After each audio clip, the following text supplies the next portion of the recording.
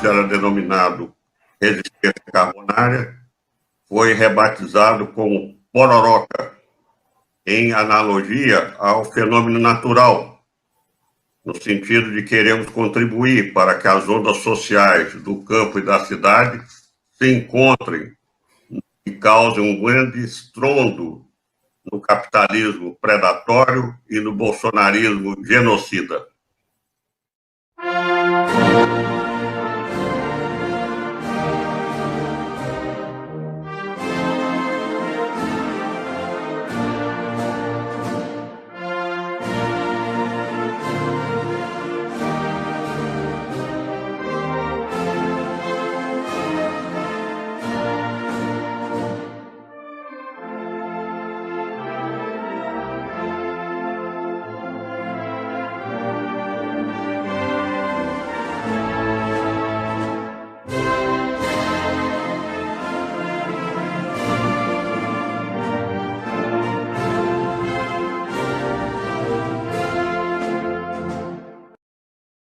Eu queria dizer o seguinte para vocês todos, para o nosso querido Eugênio Aragão, para você, Chico Túlio, não vou conseguir chamar de Chico Celso, viu? É Chico Túlio mesmo. Para a Sandra Mairink, para a Gisele Ricobon e para todo mundo que está nos assistindo, para o Silvio Tendler, para todos esses, para a Magda Bia Vasquez, que mandou uma pergunta.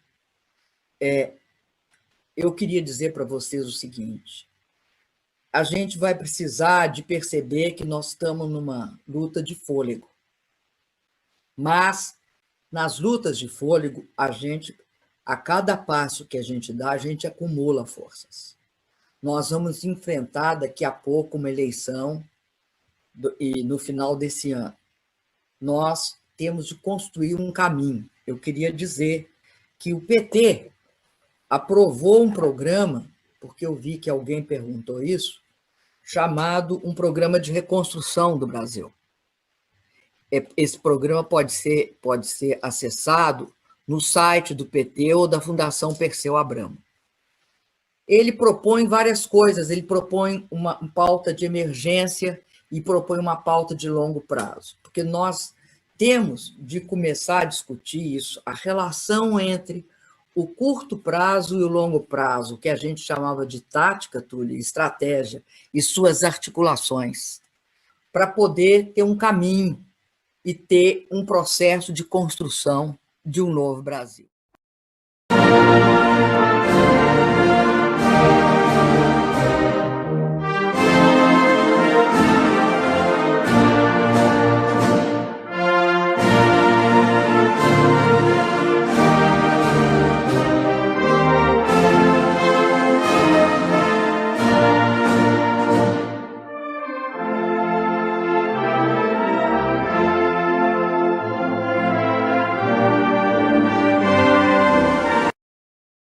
Eu nunca vi o ódio ser um instrumento de construção de o que quer que seja. O ódio sempre acaba com uma tragédia, com questões muito dolorosas para todas as pessoas que estiverem envolvidas no processo. Então, a gente tem que abrir e voltar a valorizar a política como um instrumento de disputa das ideias na sociedade e de construção de um novo modelo da sociedade. Fora da política é a barbárie, é a guerra. Nós não queremos.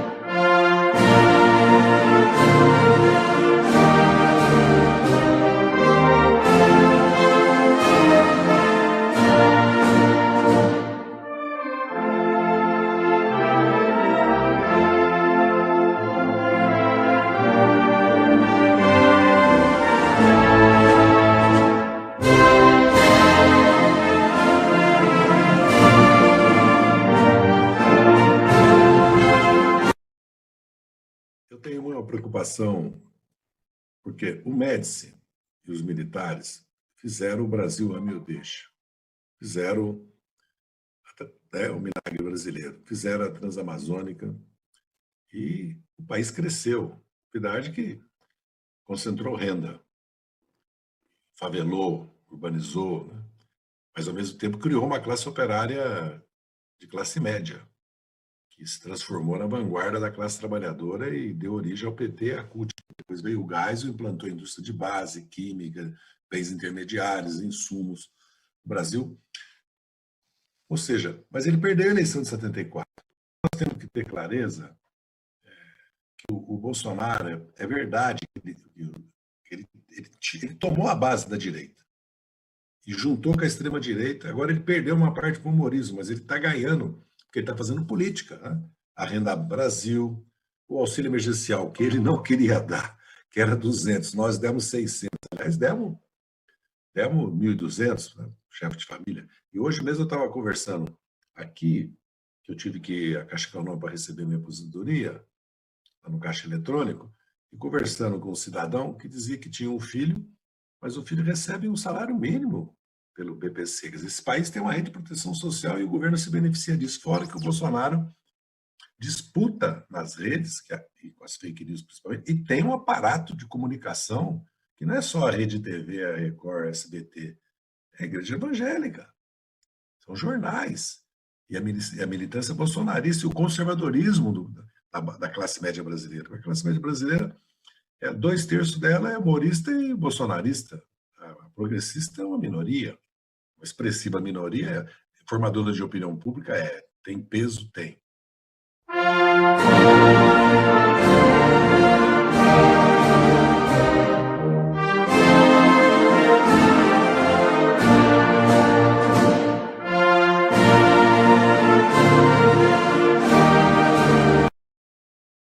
É de que nós não vamos resolver os problemas fundamentais da classe trabalhadora diante do aprofundamento dessa crise econômica, social, ambiental, política, com esse governo insano, e da saúde pública com o Covid, se a nossa militância não se envolver com os demais movimentos e partidos na luta de classe em geral. Então, na política, o que nós temos que fazer é ficar atento e participar das articulações que possam ter uma ingerência na conjuntura política, como uma tarefa fundamental, mesmo que o nosso foco histórico seja a luta pela reforma agrária, a produção de alimentos, a agroecologia. E esse quadrante da nossa história mais recente, dando sequência, inclusive, àquela análise mais histórica da nossa conversa do ano passado, é que, das nossas reuniões agora mais recentes, digamos, já nesse ano, todo mundo está surpreendido, porque, ao contrário, inclusive, de outros anos, que nós tínhamos um tempo aí em que a luta de classes se amortizava, né?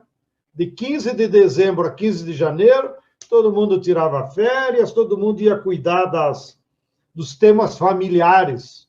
E era como se a luta de classe entrasse em pause.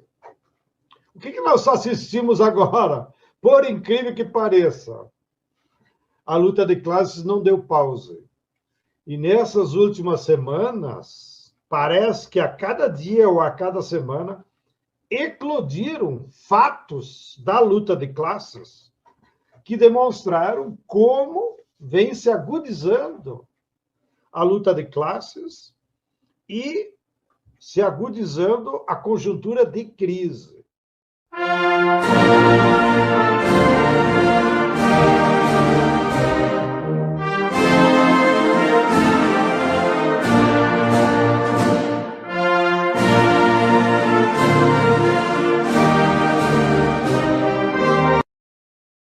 Nós tivemos iniciativas, né, como a Comissão dos Mortos Desaparecidos, como a Comissão da Anistia e como a Comissão Nacional da Verdade. Foram iniciativas positivas, mas a gente não conseguiu aplicar integralmente a justiça de transição. E sem a justiça de transição, não há como você saindo de uma ditadura, e agora você saindo também ou vamos sair de um Estado policial. Sem a justiça de transição, você não consegue, historicamente isso é provado, você não consegue implantar uma democracia sólida. Por quê? Porque ela vai estar sempre no seu ventre com aqueles entulhos, com aqueles passados, com aquela impunidade. Nós temos mais ou menos uns 45, 46 países que aplicaram a justiça de transição, alguns mais, alguns menos. Nossos vizinhos argentinos, a meu juízo, foi a que mais avançou, né? Conseguiu colocar os ditadores na prisão, né? Nós, no máximo, conseguimos uma declaração, né, num processo civil, de que o brilhante Ustra é um torturador. Não fomos mais adiante. O Facina do Major Curió declarou diante do juízo todos os crimes que ele cometeu e não foi preso na hora.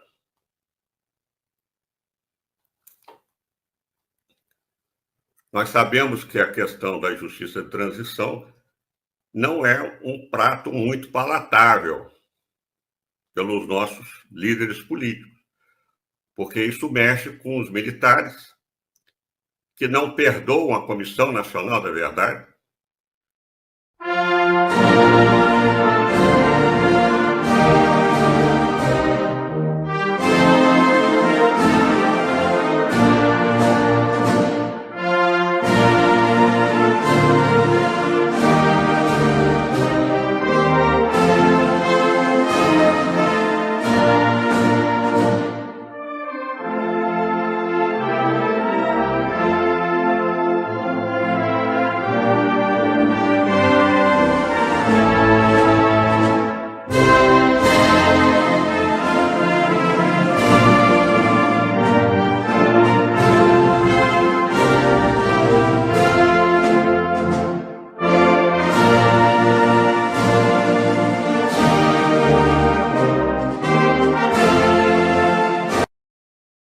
Fala-se muito que Bolsonaro foi grosseiro com o Supremo Tribunal Federal em indicar Cássio Marques antes mesmo que o ministro Celso de Mello se aposentasse.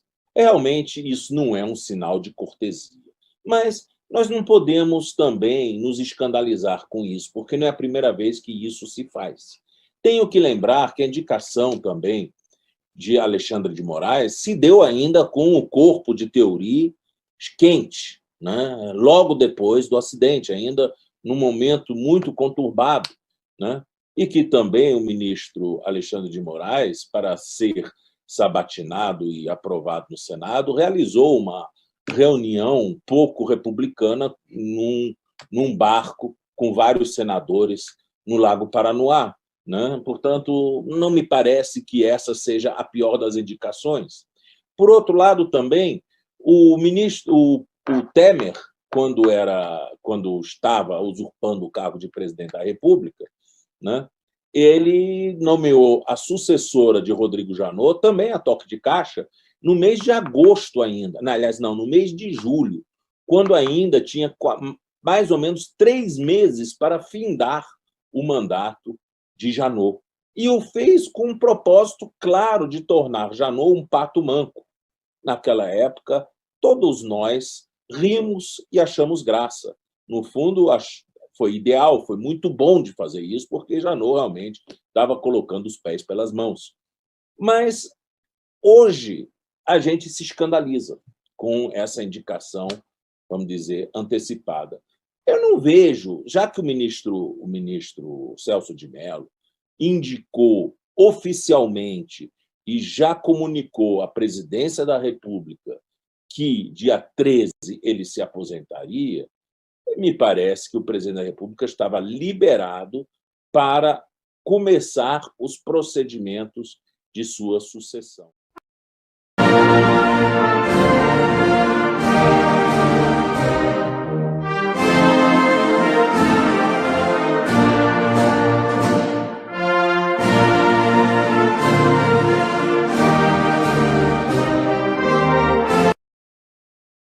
uma central ter incluído, por exemplo, quem está uberizado, quem está pejotizado, quem está essas coisas todas dentro do raciocínio do papel de uma central ou do papel do sindicalismo. Ou a gente renova, ou a gente inova para poder ganhar a juventude, por exemplo. Olha para a gente, olha a idade da gente que está aqui. Houve uma burocratização dos sindicalistas que é inacreditável, não há uma renovação mesmo, né? E isso é muito prejudicial. Como é que a gente não olha? Como é que a gente está distante das bases? Eu acho que essas questões são as questões fundamentais. Se a gente ficar discutindo a questão do financiamento do sindicato, ficar nesses outros temas, a gente tem que criar, inclusive, cooperativas populares, porque não vai ter trabalho de carteira assinada. Esta é a fase do capitalismo. É isso. Então, a gente tem que focar de outra maneira, senão a gente fica na mesmice.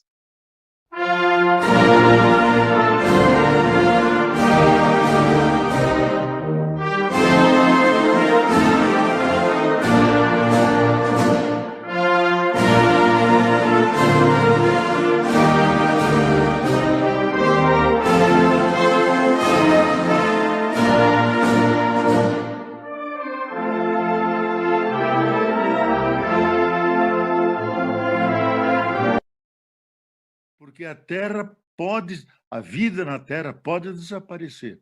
A Terra vai seguir adiante, circulando ao redor do Sol, mas vai adiante.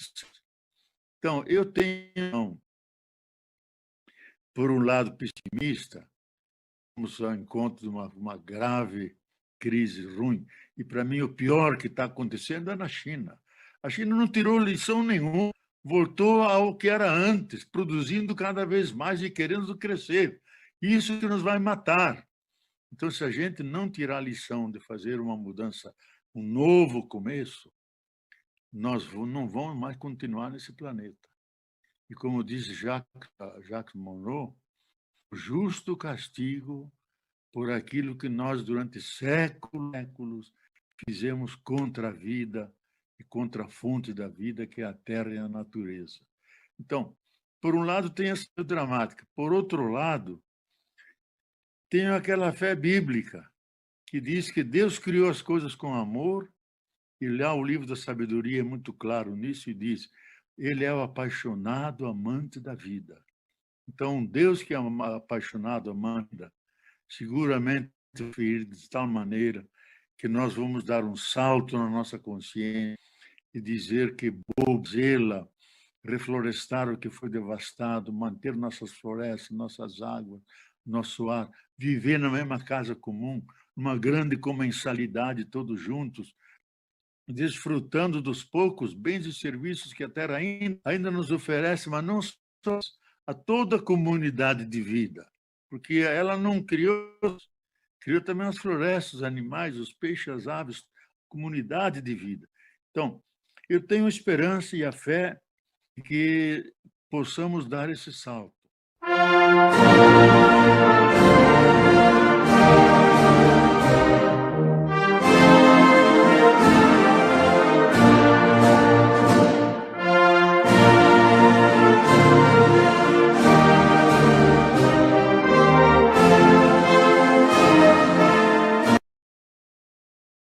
Nós perdemos o pé nos bairros, na luta política social. Não só perdemos o pé, por N razões. Vamos lembrar que nós passamos 6 anos defendendo o mandato da Dilma e defendendo a liberdade do Lula. E nos defendendo da guerra que abriram contra nós. Então é natural que aconteça isso. E também nós tivemos que governar o Brasil 4 vezes, cidades, estados. Isso absorveu muitos recursos humanos, vanguardas, destacamentos que estavam na luta social. São períodos. Vamos lembrar que nós vivemos metade da República em ditadura. E vamos lembrar que 3 vezes todo o salto de qualidade, de consciência, de organização, de luta que a classe trabalhadora deu foi destruído pela repressão. Né? Na década de 30, na década de 50 com o Dutra e na década de 60, 70 com a ditadura militar, que nós tivemos que reconstruir sem liberdade democrática, de organização, de manifestação, de greve, de voto. Vejam bem como é que nós avançamos, né, relativamente. Então, é isso que eu tenho a dizer. Lógico, o que nós estamos fazendo? Voltando para os bairros, procurando fazer a solidariedade social para reconectar com as bases populares. E nós estamos tentando superar um gravíssimo erro que nós cometemos de não entender o papel da era digital. Porque em 2008 já estava claro com o Obama, que ele quase perdeu a eleição por causa das fake news. Quase. Vamos lembrar que o Obama não era americano, era terrorista, e a mulher dele era a mulher mais rica dos Estados Unidos, que era lobista. E ele reverteu, porque ele entendeu as redes. E vamos lembrar que em 2016 ficou evidente com a eleição do Trump e com o Brexit, que é aí que estava o problema. E nós apanhamos em 16, 18 e 20 nas redes.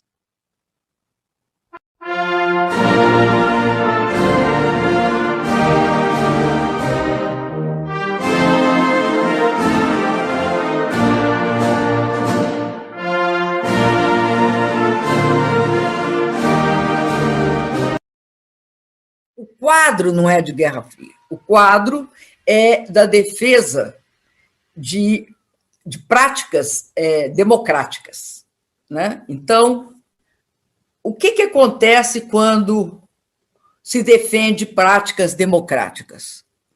Eu quero primeiro situar os Estados Unidos. Eles ficam docilmente respeitando as práticas democráticas? Não. Surge a chamada... eu acho alguns tipos de intervenção. Uma intervenção aberta, declarada, né? Por exemplo, invasão do Afeganistão, invasão do Iraque, né? Tentativa de invadir a Síria e outras invasões que há por aí. E aqui, no caso da nossa América Latina, sistemática tentativa de invasão da Venezuela. Só que não bem armadas, né? Não bem armadas no sentido não bem montadas. Bom, além disso, você tem outros tipos hoje de intervenções indiretas. Tem uma que eu acho que caracteriza muito o que aconteceu aqui no Brasil e em outros países da América Latina também. Aconteceu em 2009 com o Zelaya em Honduras. Em 2012 ou 2013, com o Lugo no Paraguai. Em 2016, comigo no Brasil. Em 2019, com o Evo Morales na Bolívia. E você tem o lawfare, que é, como o Eugênio Eralgão sabe melhor, tipificar melhor do que eu, né, que é o uso da lei como arma para a destruição do que teria de ser adversário e é transformado em inimigo, então se dá a justiça do inimigo. Com a participação da mídia, com a participação do judiciário, com a participação do parlamento, com a participação, nesses dois últimos casos, dos golpes de segunda geração ou os golpes da guerra híbrida.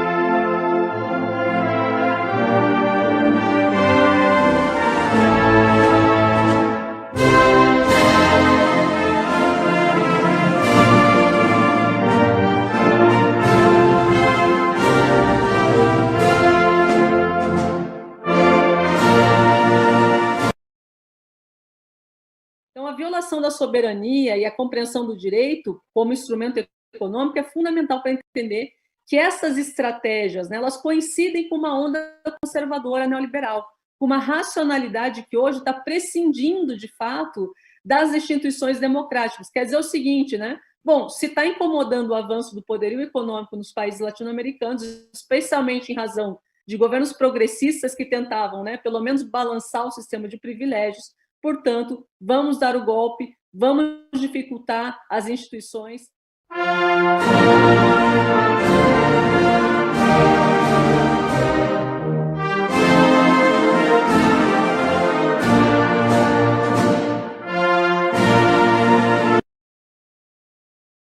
O meu tio Virgílio tem 4 filhos. Desses 4 filhos, 4 foram presos e torturados, sendo uma bebê, né? A Maria Isabel a Isabel foi presa também. Ela tinha menos de 6 meses à época. A viúva dele, a minha tia Hilda, também foi presa, torturada. E sobre isso, né? Os impactos, como é que eu fiquei sabendo? Eu não me lembro de não ter ouvido isso do meu pai. Enquanto ele esteve lúcido, ele falou isso todos os dias. Né? Ele tinha muitos... Me recordo de ver ele assim, sempre em pesadelo, acordava no meio da noite, gritando: meu nome é Francisco Gomes da Silva, eu sou brasileiro. E, assim, enquanto isso me afeta, né, eu como mulher e mãe, eu uso como parâmetro de dor, às vezes, quando estou sentindo alguma dor, de ir ao médico e falar assim: olha, essa dor aqui é igual dor de parto. Meu pai, ele morreu por conta da diabetes, né? Tinha amputado uma perna, aí, assim, ele falava que essa dor da perda do membro só era maior do que a dor da tortura. Então, ele usava como parâmetro para medir a dor dele, a tortura. O que é, assim, humanamente inimaginável. E falar sobre isso, né? Eu pensei assim, no começo eu estava calma, mas aí, né, é difícil realmente falar sobre isso. Os 10 anos de prisão dele foram extremamente marcantes na vida dele. Meu pai morreu, eu tinha 23 anos, hoje eu tenho 37 e isso ainda dói. Relembrar o quanto ele sofreu. A minha avó morreu sem saber onde estava o corpo do filho dela. Né? Então, assim, tem coisa que realmente é difícil. É uma ferida que, como a da diabetes, né, que meu pai morreu, é uma ferida difícil de cicatrizar.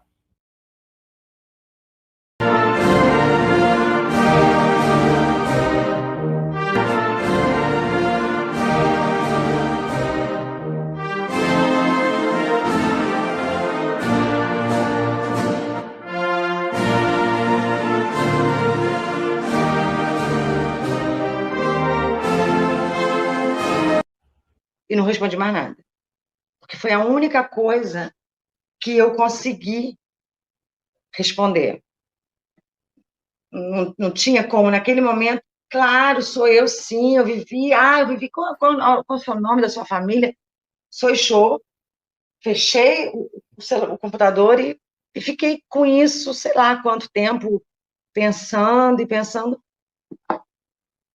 E eu aí, trazendo isso para o dia de agora, né, antes de falar, né, de tudo que a gente viveu, eu e Gisela, entre esse 21 de maio e hoje, 17 de setembro, que aconteceu muita coisa, numa velocidade absurda. E as velocidades, elas têm uma coisa que você vive, e aí depois que para, você começa a processar. O que eu vivi? O que aconteceu? Então, como acabamos de viver assim, uma intensidade, eu estive com a Gisela presencialmente, foi maravilhoso, e com a mãe dela, e com o pai dela, e com as irmãs dela, e com a família dela, que de alguma forma eram minha família, mas não são 46 anos. Eu não sei para a Gisela como está sendo, e gostaria muito de saber, mas para mim, eu sinto que eu vou precisar assim, de muita terapia mesmo. para entender tudo isso. Porque essa temática da live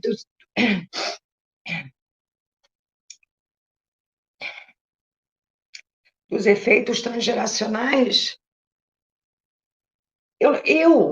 Márcia, eu nunca soube que eu tinha vivido na casa dessas pessoas. Eu soube 21 de maio do ano passado.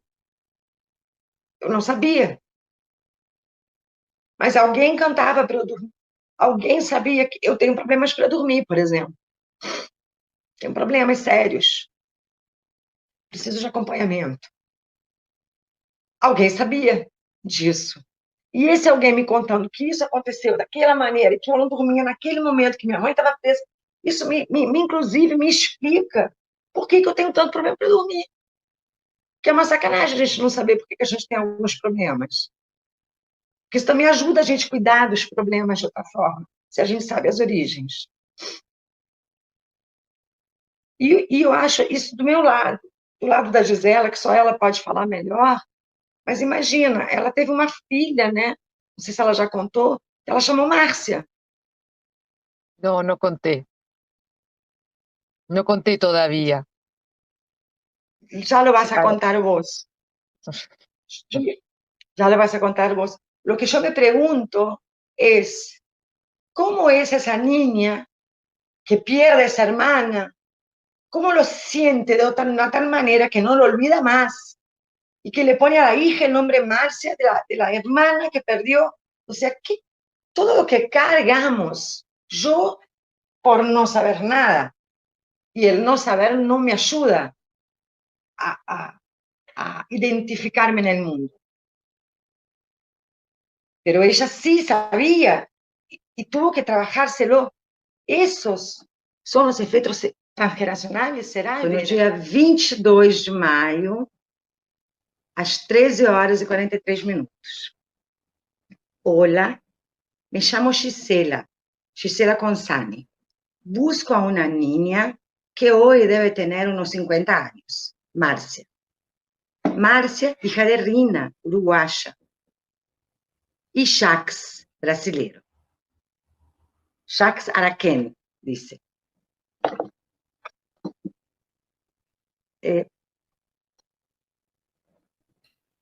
Rina estuvo presa con mi tía Zuleika. Tu padre te trajo a casa y viviste con nosotros casi 2 años. Dormías conmigo. Llorabas de noche. Yo tenía 8 años. Y tú, 2 más o menos. No me acuerdo bien de las fechas. Pero era entre los años 72 y 76. Durante esos 2 años, todas las noches, te canté el Arrorró mi niño y el repertorio de María Elena Walsh, hasta que te dormías. Quero pan, pan quero água, água quero, cantabas vos.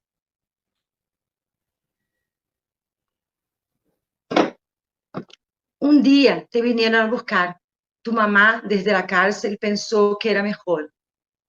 Yo te lloro desde el día en que te fuiste y me gustaría saber de ti. Pasaron muchos años. Quem fala com vocês aqui sou eu sou a Priscila Patrício, sou petroleira, faço parte do coletivo de energia do PT e também sou bióloga. O que eu tenho a ver com esses temas? Eu tenho muito amor por essas pessoas que lutaram e dedicaram suas vidas para que eu pudesse viver e nascer numa democracia. E eu tenho muita vontade que a gente continue sendo uma democracia ainda melhor. E é por isso que essa luta é de todos nós, né? E eu convido a todos que estão aqui assistindo essa live agora ao vivo, os que vão assistir posteriormente, que façam a sua inscrição no canal Pororoca, curtam o vídeo, compartilhem aí nos grupos da família, pois essa realidade a gente precisa trazer à tona, né? Antes que os monstros das fake news iludam a nossa população, dizendo que o que aconteceu na ditadura foi uma grande mentira. Né?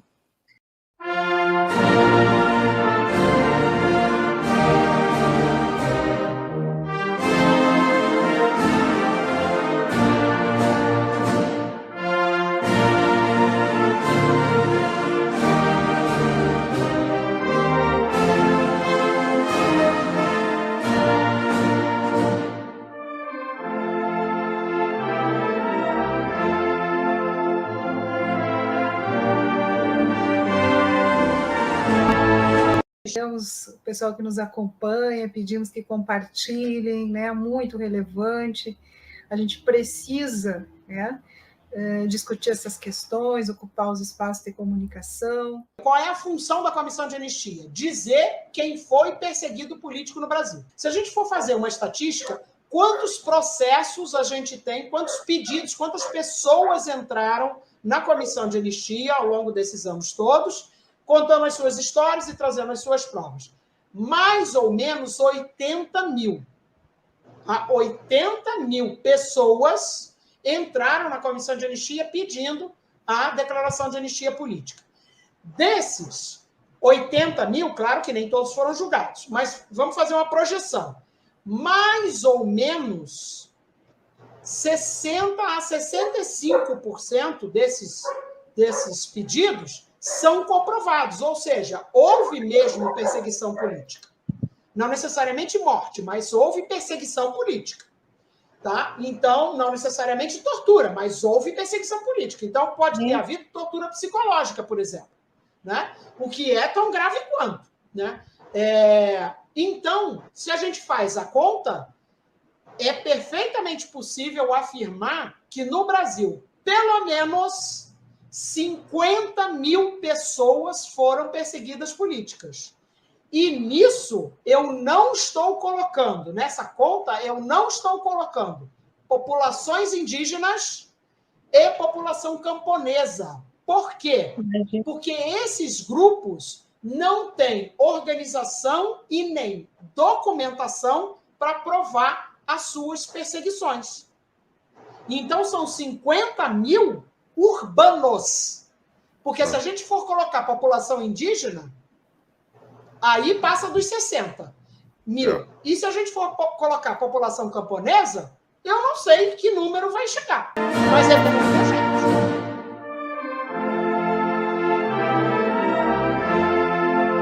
Agradecer muito a vocês. Por quê?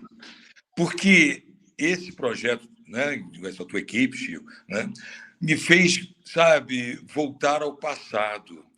E aí ver o garoto de 18 anos e com colegas do Elefante Branco, que é uma escola de ensino médio aqui de Brasília, né? Um pouco até antes, mas vamos marcar mais esse ano, 1964, né?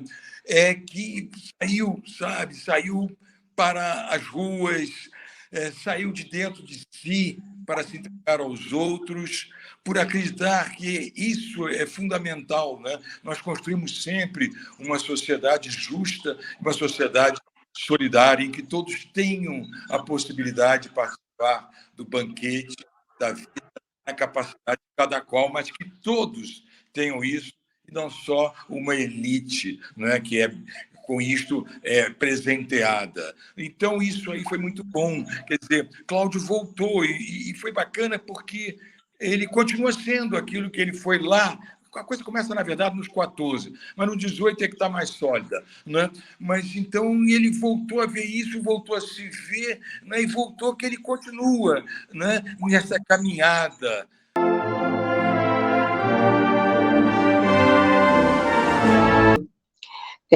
Nós levamos essa mensagem de defesa da democracia, da soberania nacional e da conquista de uma plataforma democrática popular que avance no combate à pobreza e também na questão da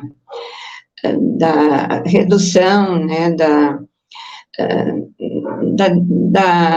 das pessoas que vivem com um salário muito reduzido, né, e ampliando, então, a democratização da renda.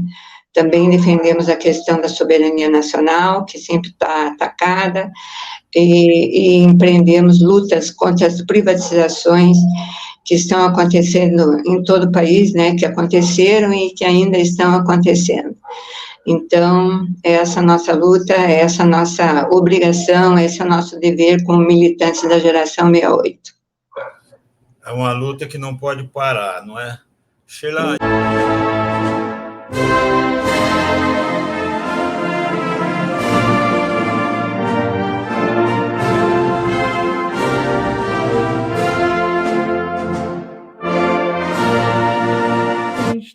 realmente colocado por essa turma de ideologicamente se esconde numa ultradireita pura do ponto de vista de filosofia, mas que não nada mais é do que a da pior das disputas, que a gente realmente nunca está preparado. A verdade é que a gente se acostuma muito fácil com a situação civilizada e acha que aquilo nunca mais vai poder retroceder. Quando é o que eu falo, esses componentes estão aí extremamente ativos e funcionando dentro do que o Chico falou agora, a falta da justiça de transição, no caso que eu estou tratando, especificamente no eixo estrutural das instituições. A gente tinha que rever o formato das instituições com muita urgência para blindar o país e a democracia desse tipo de concertação golpista.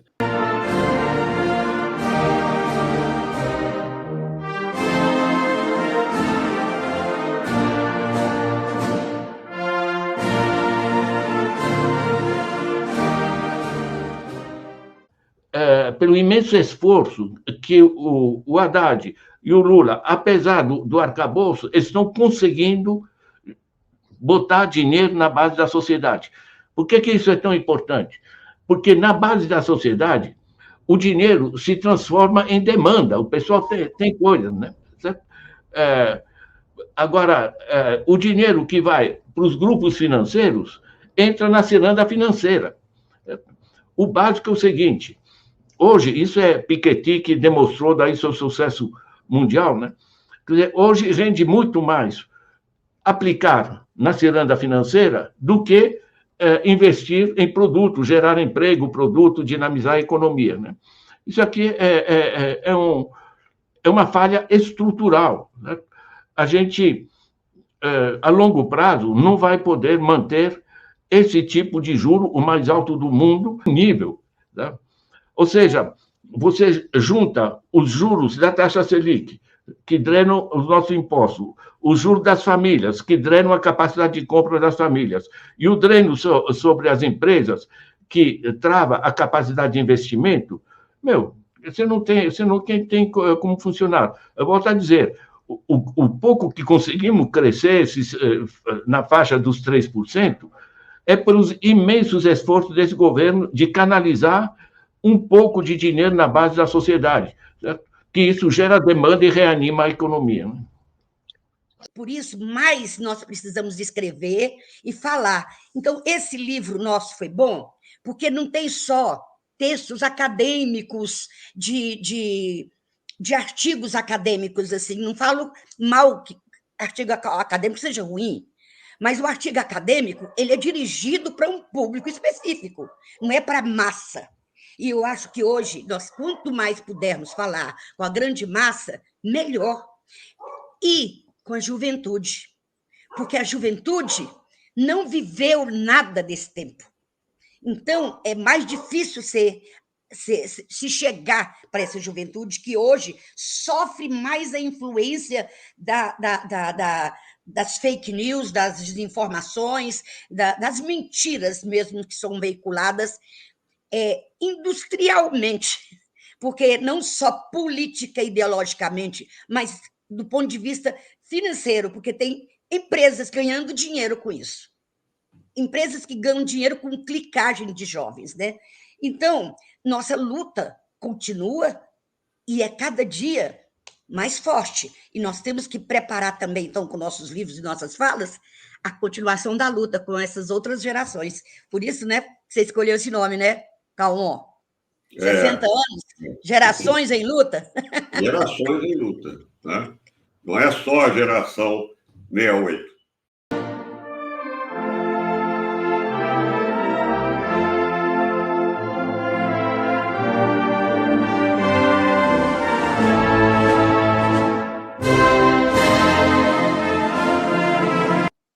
Fazer mestrado, muitas vezes eu falei para pessoas que eram grandes acadêmicos de esquerda, inclusive, eu falei, a minha formação se deu na AP, pode ser engraçado falar isso aqui, não se deu na PUC, não se deu, não é que a PUC não possa ter contribuído, a formação, mas na AP, né, os estudos que nós fazíamos e a experiência que nós tínhamos de ir a campo, né, com trabalhos com movimento popular, com movimento social, né? E nós tivemos a oportunidade, embora eu tivesse, no primeiro momento, ligado ao movimento estudantil, ainda estudante, eu fui para a Baixada Fluminense, junto com a Sandra, né? Quer dizer, e fiquei lá na Baixada Fluminense, junto com pessoal morador de favela, junto de fábrica, porque tinha uma fábrica, né, que era a Fenemê, a antiga Fenemê, que virou Fiat, então tinha operário, e camponeses. Então, não tem a menor dúvida que a minha formação intelectual, acadêmica, ela passa por esse momento de luta, de resistência, né, que foi fundamental. De certa maneira, o artigo ele procura trazer um pouco disso daí, articulando com o que o Orlando comentou agora, que é exatamente a importância, né, da luta pela memória, justiça, verdade, a não repetição, né, e que ela é constante.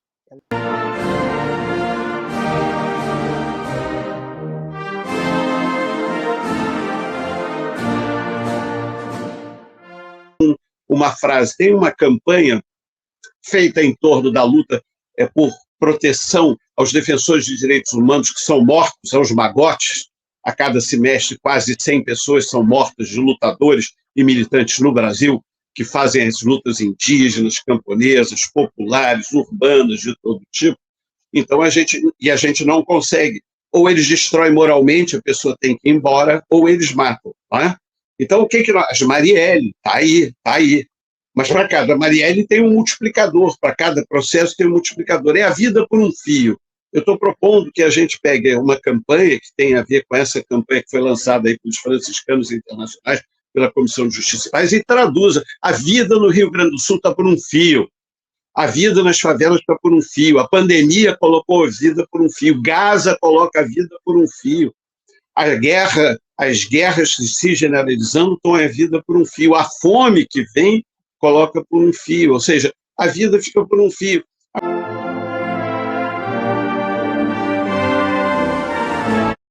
Nós entendemos que é fundamental no Brasil que a questão dos mortos desaparecidos ganhe uma centralidade. E, para isso, nós vamos ter que enfrentar, não sei daqui a quantos anos ou daqui a quantas gerações, mas nós vamos ter que enfrentar o problema de não ter feito uma verdadeira justiça de transição e vamos ter que fazer. Eu dizia ontem, conversando com uma companheira, né, a respeito o pessoal está fazendo... É um grupo que está fazendo um filme um documentário sobre a Helenira Rezende, que foi morta no Araguaia. Eu conheci pessoalmente a Helenira, abriguei ela um tempinho na casa dos meus pais, alguns dias. Veja, o que eu estava dizendo é que se a minha geração, essa geração que tem entre 70 e 80 e poucos anos, né? A geração 64, geração 68, se essa minha geração não deixa hoje, seja na forma de livros, romances, relatos, história, pesquisa, mas se não deixa, assim, uma construção cultural forte do que foi realmente a ditadura brasileira, se não traz essa memória à tona e à cena nossa, né, a nossa cena política, vai ser muito difícil para as futuras gerações trabalharem nesse sentido de fazer uma efetiva justiça de transição e contribuir dessa forma com a construção de uma democracia que não se envergonhe, de uma democracia real, verdadeira. Então, a gente está num tempo em que nós estamos envelhecendo, nós estamos morrendo, muitos de nós. Então, num tempo que a gente está batalhando para deixar essas memórias vivas. E para que isso seja algo politicamente mais consequente, é fundamental, de fato, que se permita a restauração e o trabalho consequente da Comissão Especial de Mortos e Desaparecidos. Vou parar por aqui, que eu já falei bastante.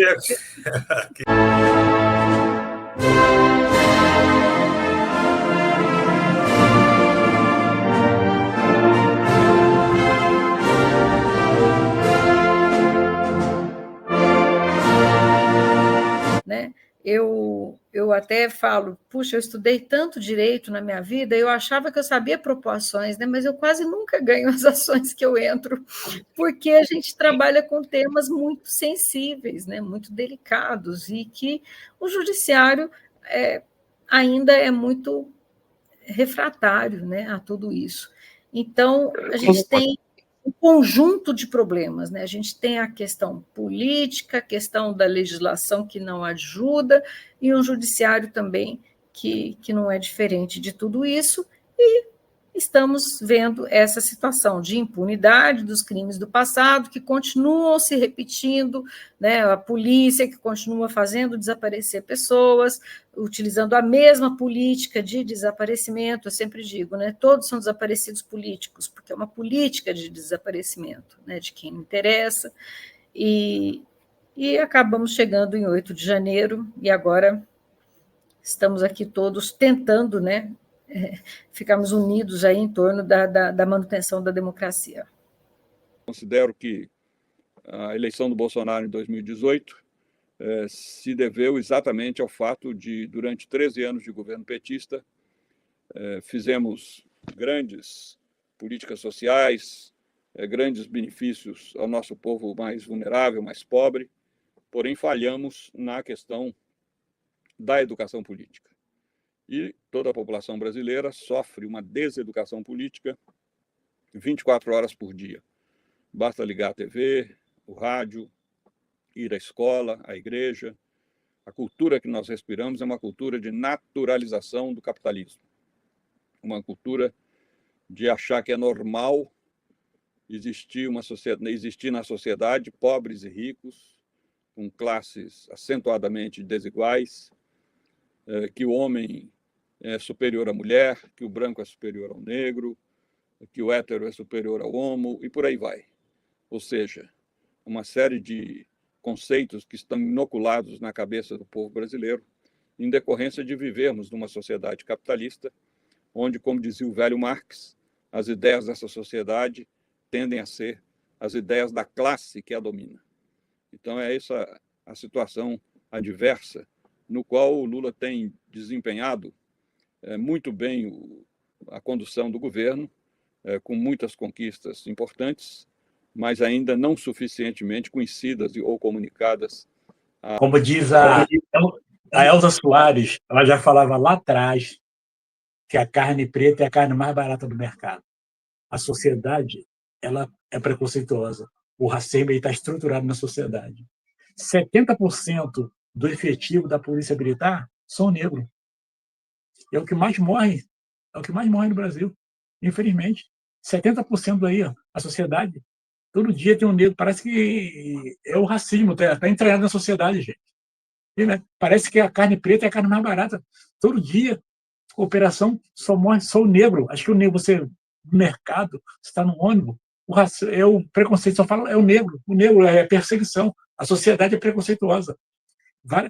Toda essa chacina que aconteceu a nível Brasil, você pode analisar que 70% das pessoas que foram executadas são pessoas da pele preta. Eu sinto que muitos setores têm medo, né, dos direitos da natureza, porque eles já falam, a legislação ambiental já tem, nossa, a gente já incorre em tanta coisa, a gente é penalizado de tanto jeito, agora vai vir mais coisa. Não, o direito da natureza, ele é pedagógico. E, inclusive, se você se permite, igual um grande agricultor que eu conversei no Espírito Santo uma vez, quando eu tive que parar na estrada para ficar no hotel dele, ele ficou apaixonado com o direito da natureza, porque isso pode transformar a vida das pessoas. Ele não vai perder dinheiro com isso, muito pelo contrário, se ele for inteligente, ele vai conseguir transformar aquilo ali dentro de um sistema agroecológico, por exemplo, em educação ecológica também, ele vai conseguir trazer as pessoas para esse sentimento de pertencimento, né? Então, assim, é um trabalho muito, muito difícil, mas que é importante também para que a gente consiga paralisar dentro do judiciário, se for necessário, alguns tipos de intervenção predatória causados principalmente aqui, né, no ambiente que eu vivo, por exemplo, por grandes mineradoras, que colocam em risco não só, né, toda a natureza não humana, como as nossas próprias vidas, né? Isso é uma constante. Então, acredito que sim, esses movimentos precisam continuar, porque quando o judiciário pega, quando ele tem nas suas mãos uma lei orgânica que reconhece a natureza como sujeito de direitos, a perspectiva é outra. Igual eu falei no início aqui, não tem que se falar em compensação. Não existe isso, né? Aqui é complementaridade, interdependência, proteção da vida, né? Precaução, é evitar que o dano aconteça, porque depois a gente vê aí o que aconteceu em Brumadinho, recentemente, né? Em Mariana, não existe compensação para isso. Um rio morreu, pessoas morreram, né? Tem corpos ainda que não foram achados, e o capitalismo, enquanto isso, avança. E não é a indenização que vai resolver, né? É a mudança de compreensão, é conseguir parar antes que aconteça. Educação para a não repetição, que é um projeto que eu estou enfrentando, estou disposta a enfrentar, estou indo ao MEC para... Só se a gente não tiver formação, né, dos professores, que quem se forma a partir de 64 não sabe o que foi ditadura, porque não aprendeu nas escolas. É preciso recontar essa história do Brasil e contar para os professores que estão ensinando as crianças, porque senão eles também não vão saber. Então, é um esforço que nós estamos fazendo para dar conta de projetos importantes de memória, de justiça, de reparação integral, que nós precisamos correr atrás. E eu fiz parte de um grupo que tinha eu de neto, tinha mais um filho, e tinham 4 pessoas que viveram, e todos tinham grande dificuldade de conversar com a família. Seja os pais com os filhos, as mães com as filhas ou com os filhos com os pais, os filhos com as mães, as filhas, enfim, todo um problema de comunicação familiar, e eu entendo isso como uma tática de sobrevivência. Eu não acho isso no primeiro momento, eu não acho isso problemático, porque se a gente for ver o que a gente passou, só se a gente for considerar 2020, o final de 2022, que houve um plano de assassinar simplesmente o presidente eleito, o vice-presidente eleito e o ministro do STF, isso aí era só para começar, porque normalmente não parece que a gente fica por aí, né, que ficaria só no presidente eleito, no vice-presidente eleito, que não tem nenhuma raiz de esquerda, na verdade é alguém de larga história no PSDB, que era o partido adversário do PT, do espectro oposto, mas que estava ali na linha de frente para ser assassinado. E também o ministro da Justiça foi indicado pelo próprio Temer, um cara que é ali do sistema paulista mesmo. Então, assim, não foi nenhum indicado pelos governos do PT, simplesmente Alexandre de Moraes. E eles não parariam ali. Então fica muito claro para a gente como a ditadura não passou, ela é extremamente atual. E não só atual, como eles querem dar uma certa adaptação nos momentos atuais para o que a gente vive hoje. Mas o projeto é o mesmo. A coisa mais importante nesse momento é informar a população, né? Eu acho que quem tinha que assumir isso era o próprio governo, né? Acho que o governo tinha que abraçar essa tese, usar os seus meios de comunicação para dizer, olha, isso é uma cilada. Isso é uma cilada, tá? Não significa que o governo não deva ter responsabilidade em frente do Congresso, mas passar o poder de governar no dia a dia para o Congresso Nacional é inviabilizar a própria governança, né? E isso daí tinha que deixar muito claro. Se a gente não fizer isso, eles vão fazer a parte deles. Né? Então, minha grande preocupação é a forma como o governo se comunica em relação a isso. Porque me parece que há um medo muito grande nesse governo de confrontar, né? Eles não querem confrontar. E isso é só isso que justifica, inclusive, Múcio estar no Ministério da Defesa, né? Principalmente depois daquela entrevista horrorosa que ele deu, né? Então, quer dizer, não dá para entender, a não ser essa coisa, não vamos confrontar, né? Essa não vamos confrontar é o que dá espaço para a extrema-direita, porque a extrema-direita confronta. Sobre a questão da anistia, está parado no Congresso, no Supremo Tribunal Federal, uma DPF, cujo número eu não me recordo, mas é uma DPF, que está lá dormitando nas gavetas. O Flávio Dino, ele abriu caminho para que a gente ressuscite isso aí. Já tem até um contraponto, o pessoal dizendo, não, o Mujica, que ficou 7 anos numa solitária, saiu da prisão e no Uruguai não teve responsabilização dos torturadores, só na Argentina e no Chile. Tudo isso tem um significado. Ah, não, o Mujica é o novo Mandela e tal, ele quer a paz. Só que o Mujica traz também a questão de não esquecer do socialismo. E eu digo, não vamos nos esquecer dos torturadores, porque se volta e meia tem um golpe, uma tentativa de golpe, é porque a gente passou o pano, que a gente virou a página. Ah, vamos virar a página, vamos esquecer. Ficou todo mundo animado com o filme Ainda Estou Aqui. e gostaram, porque é um negócio leve, muito bem feito. Estão lá os netos do Rubem Paiva, estão indo aos nossos encontros, estão sendo festejados, com razão. Mas tem dois assassinos, 2 ocultadores de cadáver do Rubem Paiva, que estão vivos aí. Por que não alcançá-los? Por que não tirar o Brasil dessa fase de condenação que nós tivemos pelo Comitê aí Internacional de Direitos Humanos, que diz que o Brasil não está cumprindo a lei, está considerando prescrição de torturadores, está dizendo que crimes conexos, que foi colocado na lei de anistia, crime conexo é a tortura. De onde tiraram isso? Então, eu acho que a gente tem, mesmo em relação aos mortos, torturadores, nós temos que execrá-los e responsabilizar quem está vivo ainda. Inclusive...